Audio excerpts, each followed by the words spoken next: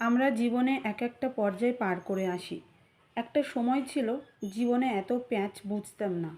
সহজ সরল একটা মন নিয়ে চলতাম। চোখ বুজে সবাইকে বিশ্বাস করতাম। মনে প্রাণে বিশ্বাস করতাম যে পৃথিবীর কেউ আমাকে ঠকাবে না।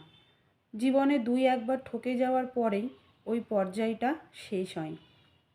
আমি ভাবতে শুরু করি মানুষের মাঝে ভালো মন্দ আছে, সবাই ভালো না, পৃথিবীটাও অত সহজ না। একটা পর্যায়ে আবেগ অনেক বেশি ছিল, একদম উজাড় করে ভালোবাসা যাকে বলে।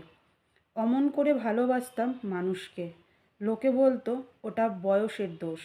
ভাবতাম ভালোবাসায় আবার দোষ কী, ভুল কী? ভুল মানুষকে ভালোবেসে টের পেলাম ভুলটা কোথায়। কখনো মানুষটা ভুল, কখনো সময়টা ভুল। ওই পর্যায়টাও কেটে গেল। তীব্র কষ্ট পেয়ে পেয়ে আবেগ কমতে থাকলো। মনটা শক্ত হওয়া শুরু করলো।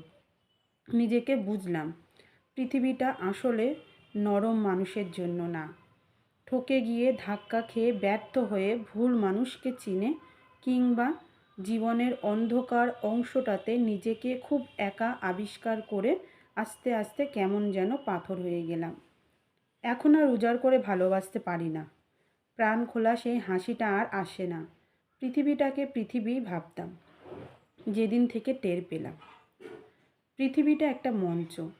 সেদিন থেকে অভিনয় করা শিখে গেছি।